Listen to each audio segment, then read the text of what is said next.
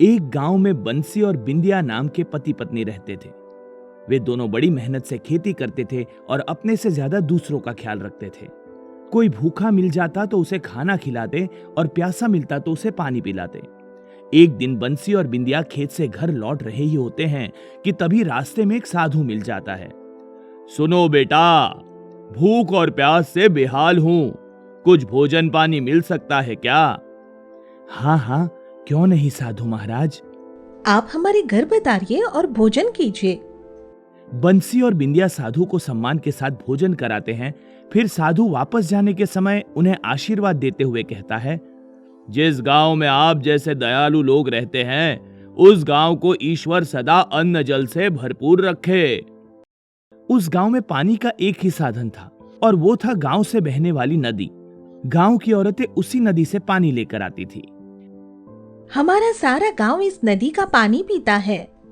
बहुत उपकार है इस नदी का हम पर। यह न हो तो सारा गांव प्यासा मर जाए। तुम सही कहती हो बिंदिया बहन। कुछ दिन बाद गर्मी का मौसम आता है तो भयंकर गर्मी पड़ने लगती है। गर्मी के कारण नदी का पानी कम होने लगता है। इस साल कुछ ज्यादा ही गर्मी पड़ रही है। तुम ठीक कहती हो बिंदिया बहन। देखो तो नदी सूखने लगी है। अरे चिंता मत करो, कुछ दिन में इंद्रदेव की कृपा से बारिश हो जाएगी और फिर नदी पानी से भर जाएगी। मगर उस साल गांव पर इंद्रदेव की कृपा बिल्कुल नहीं होती। बिना बारिश के सूखे के हालत पैदा हो जाते हैं और नदी सूख जाती है। लो, नदी तो बिल्कुल सूख गई है। अब क्या होगा?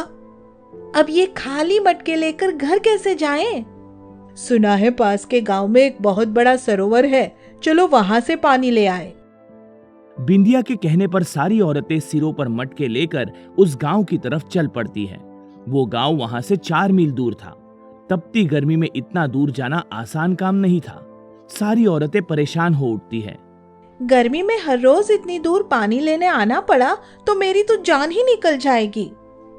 अब क्या करे बहन, ये भी मजबूरी ही है। पानी के बिना भी तो नहीं रह सकते ना। ऐसे ही बातें करते करते सारी औरतें सरोवर पर पहुंच जाती है और सरोवर से पानी भरने लगती है। चलो, यहाँ तो पानी मिल ही गया। पानी तो बिल्कुल स्वच्छ और ठंडा ठंडा है बहनों। अरे जल्दी से मटके भरो और वापस चलो। वे मटके भर ही रही होती है कि तभी उस गांव का मुखिया वहां आ जाता है। अब तुम्हारे गांव का पानी खत्म हो गया तो हमारे गांव का पानी खत्म करने चली आई। पानी तो पानी है मुखिया जी, पानी का कोई गांव थोड़ी ना है। हाँ, वो तो मैं भी समझता हूँ, पर सरोवर में हमारे गांव का काम चलाने योग्य पानी ही बचा है।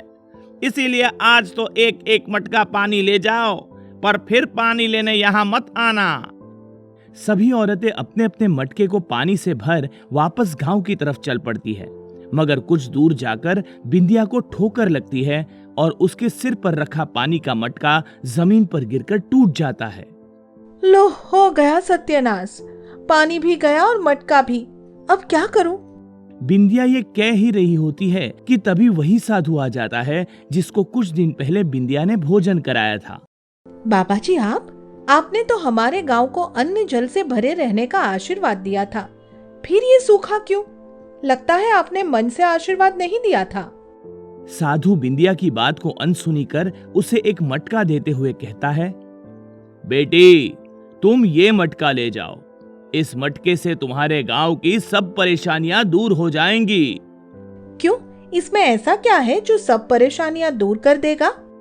ये जादुई मटका है, इससे तुम जो मांगोगी वही मिल जाएगा। बिंदिया को साधु की बात पर भरोसा तो नहीं होता, पर फिर भी वो मटका सिर पर रख घर की तरफ चलने लगती है। बंसी जाते ही पानी के लिए चिल्लाएगा, कहां से दूंगी पानी? कहां से खाली मटका पानी से भर जाता।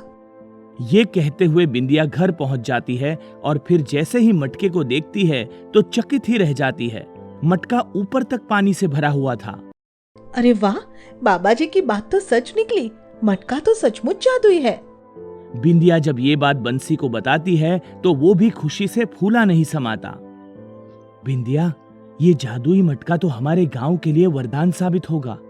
सूखे के कारण लोगों के पास न अन्न बचा है और न जल। हम इस जादुई मटके से अन्न और जल मांगकर सब गांव वालों की मदद करेंगे। आपने सही कहा जी। आपस में एक दूसरे की मदद करके ही जीवन चलता है। हम सबके साथ अन्न व जल बांट कर उपयोग करेंगे। अगले ही दिन से बंसी और बिंदिया दोनों जादुई मटके से अन्न और जल लेकर लोगों में बांटना शुरू कर देते हैं और सूखे की आपदा में भी लोगों को भोजन पानी मिलने लगता है। तुम्हारी कृपा से हमारे बच्चों को दाना पानी मिल रहा है बंसी बेटा। मेरी कृपा से नहीं काका, जादुई मटके की कृपा से कहिए। कुछ भी कहो बेटा, पर यह जादुई मटका भी तुम्हारे पुण्य का ही फल है। जादुई मटके की मदद से गांव में दाने पानी की कमी नहीं रहती।